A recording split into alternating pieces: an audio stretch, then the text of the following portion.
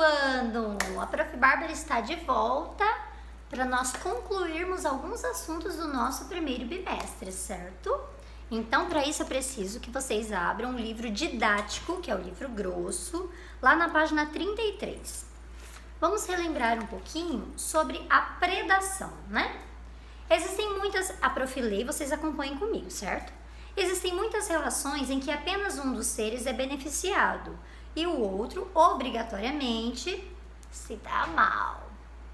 Na predação, quando um animal mata o outro para se alimentar, somente o predador é beneficiado, certo? Enquanto a presa morre. Então, ela é, tipo, super prejudicada, né? O pássaro que caça o inseto para comer é um predador. Portanto, é ele que tira vantagem da relação, já que ele consegue o alimento, né? Em uma cadeia alimentar, o mesmo organismo pode ser predador e presa. O peixe, que é a presa da ariranha, alimenta-se de algas ou pequenos invertebrados antes de servir de alimento para ela. Então, na cadeia alimentar, ele é predador de uma espécie, mas é a presa de outra espécie. Ou seja, o mundo dá voltas, meu amigo. Um dia você é predador, outro dia você é presa. Então, olha só, aqui nós temos a imagem, né? Nesses exemplos, a ave e a ariranha são predadores. Olha, a ave se alimentando do inseto e a ariranha se alimentando do peixe. Competição. Tum, tum, tum, tum. A competição é uma relação de disputa por algum recurso.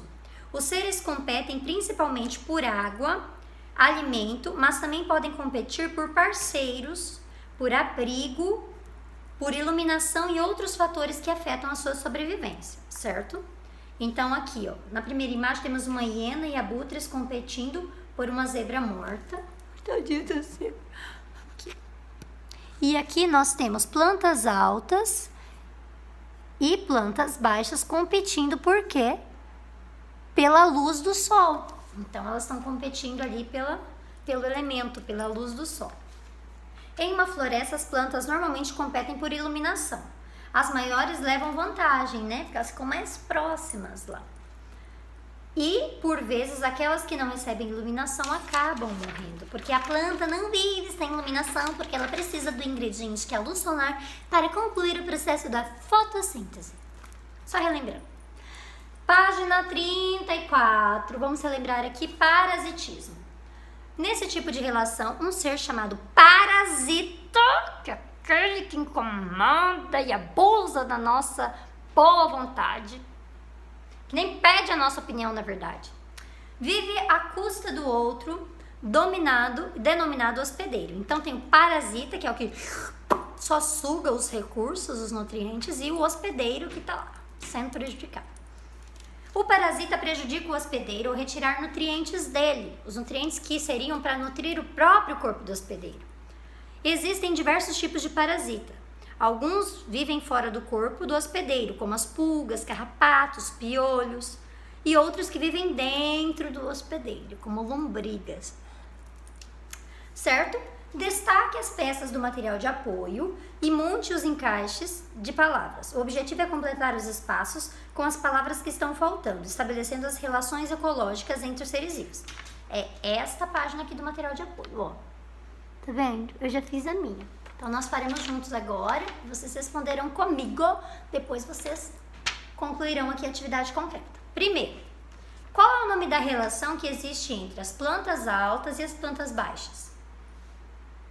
Muito bem, competição.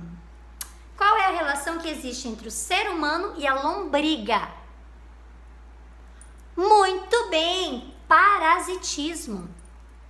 Qual é a relação que existe entre abelha e abelha? Sociedade, muito bem. Qual é a relação que existe entre a borboleta e a flor? Protocooperação, muito bem. E qual é a relação que existe entre a orquídea e a árvore? Comensalismo, muito bem. E a relação que existe entre a formiga e o tamanduá? Predação, certo?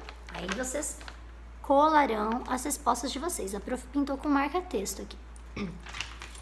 Certo? Agora vamos lá para a realização dos exercícios da página 35. Número 1.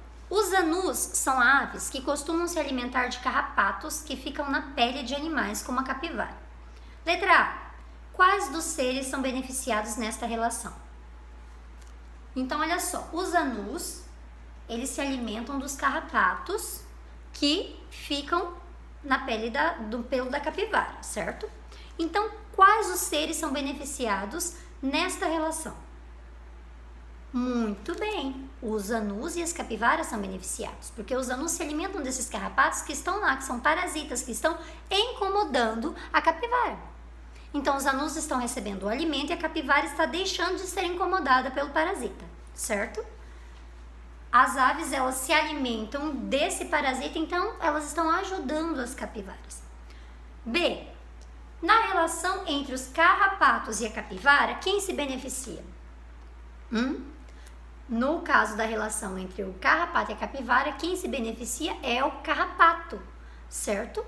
Porque ele é um parasita, ele está lá sugando os nutrientes que seriam para nutrir a própria capivara. Aí, por que ele se beneficia? Porque é justamente por isso que eu acabei de dizer, porque ele está se nutrindo dos nutrientes que seriam para a capivara. C. Nessa relação, as aves se alimentam dos carrapatos e eles se alimentam do sangue da capivara. Qual é a diferença entre essas duas situações? Bom, a relação da ave e do carrapato é predação, certo? Porque a ave é o predador e o carrapato é a presa, então é a predação. Já na relação entre os carrapatos e a capivara é o quê? Muito bem, parasitismo. Por quê? Porque o carrapato é o parasita que está lá na capivara sugando os nutrientes da capivara. Muito bem, número 2. Observe essa imagem aqui. Imagine a seguinte situação. Um chimpanzé precisa conquistar seu lugar no grupo. Ele briga com o chimpanzé líder, mas não consegue terminar a luta, pois ele está enfraquecido em consequência dos vermes que estão no seu corpo. Ou seja, o parasita interferiu na saúde dele. Ele ficou fraco, porque ele foi roubando os nutrientes do corpo dele e ele automaticamente foi ficando doente. Então, ele não conseguiu vencer a competição. Já temos duas relações aí, parasitismo e competição, certo? Então, vamos responder aqui. Escreva um sinal positivo, sinal de mais para o indivíduo que é beneficiado, e um sinalzinho de menos, negativo, para quem é prejudicado. Depois indique qual o nome da relação ecológica. Letra A. O chimpanzé foi quem se deu mal, então você colocará um sinalzinho negativo. O chimpanzé líder se deu bem, então você vai colocar um sinalzinho positivo. Qual o nome dessa relação? Competição, muito bem. Letra B. O chimpanzé, sinalzinho negativo porque ele se deu mal, né? E os vermes, sinalzinho positivo porque os vermes se deram bem, se nutriram dos nutrientes do chimpanzé. Qual o nome dessa relação? Parasitismo. Olha só, o prof pintou aqui com cores diferentes os sinais para facilitar. Ok? Página 36. Leia o texto a seguir. Por que é isso que faz existir o equilíbrio da natureza? Cada um tem uma função, uma tarefa a cumprir. Os animais carnívoros têm um papel importantíssimo nesse equilíbrio. São as cobras, os gaviões e, naturalmente, nós, as corujas, que não deixam a quantidade de ratos aumentar muito e tomar conta de tudo. São os pássaros, os morcegos, as aranhas e os tamanduás que não deixam os besouros, as formigas, os cupins e outros insetos acabar com todas as plantas do mundo. Eu não sabia disso, comentou o curupira espantado. As pessoas também não sabem, completou a coruja. Por isso vivem matando as cobras, os gaviões, os gambás e as aranhas, como se fossem seres perigosos que não servem para nada. Elas matam até passarinhos. Letra A. Qual é o assunto principal abordado no texto? Muito bem! É o equilíbrio da natureza. Como tudo na natureza se encaixa, se completa. E quem interfere nesse equilíbrio? Quem? Muito bem, quem interfere no equilíbrio é o ser humano, que acaba prejudicando e muito o ambiente, a natureza, certo? Letra B, na página 36.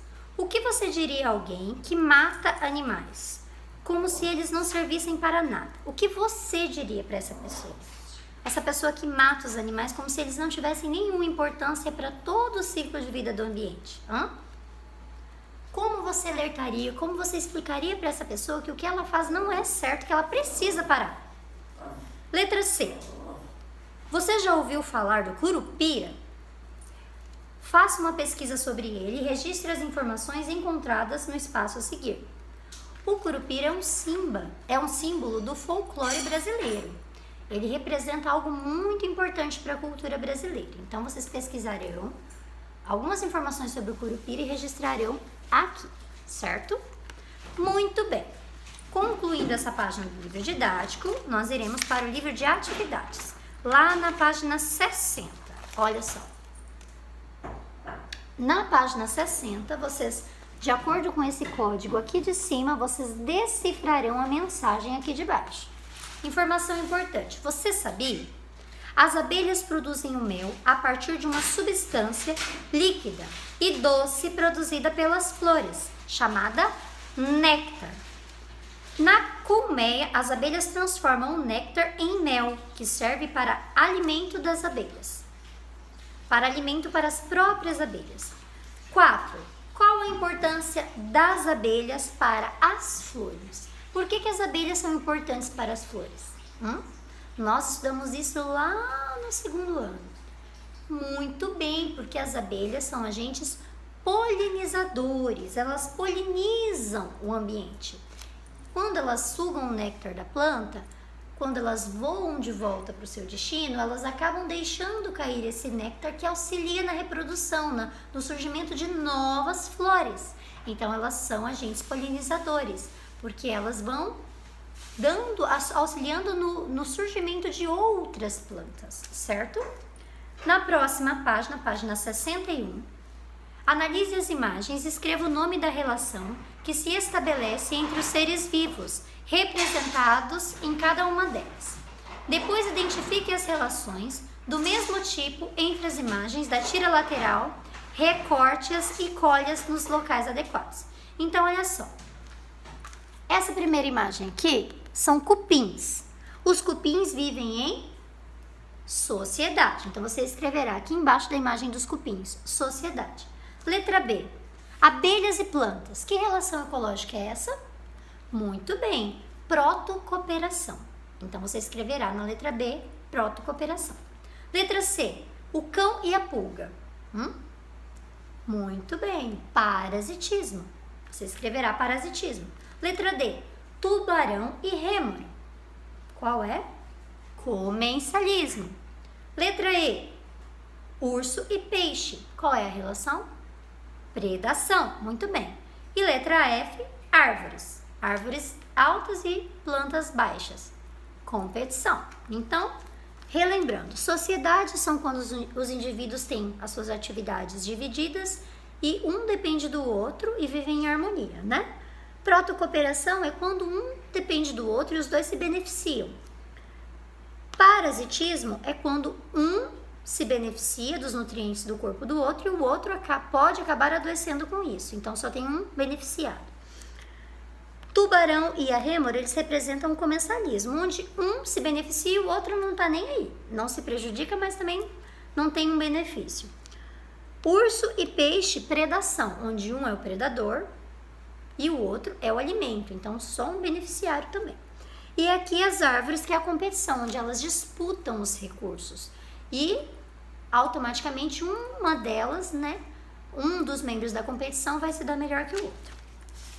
E aqui depois vocês vão colar as imagens que também representam sociedade, protocooperação, parasitismo, comensalismo, predação e competição. Essas imagens aqui vocês colarão em suas respectivas relações ecológicas.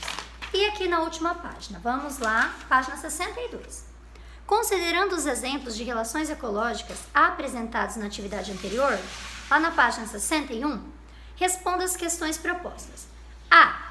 Em quais relações pelo menos um dos seres envolvidos é prejudicado? Aí você volta lá e responde. São as relações C, E e F, certo? Porque são parasitismo, predação e competição. E na letra B, em quais das relações todos os seres são beneficiados? É A e B, que é sociedade e protocooperação, certo? Número 7. Observe a imagem a seguir que brinca com a relação entre o crocodilo e o pássaro palito. Nesta relação, os dois seres vivos são beneficiados, pois o pássaro se alimenta dos restos de comida que ficam na boca do crocodilo. E o crocodilo fica com os dentes limpos. Observe a imagem. Olha só. Que bonitinho. Então, com base nessa informação, podemos dizer que a relação entre o pássaro palito e o crocodilo é um exemplo de comensalismo, sociedade, protocooperação ou predação. Se os dois estão se beneficiando, porque a imagem quis dizer que os dois se beneficiam. O jacaré porque ele terá os dentes limpos pelo pássaro palito e o pássaro palito porque se alimentará desses restos. Se ambos são beneficiados nessa relação, qual o nome? Muito bem, é a terceira opção, protocooperação, certo? Então, concluindo todas essas páginas, vocês fotografarão e enviarão para a prof pela plataforma do Positivo 1. Beijo no coração de vocês.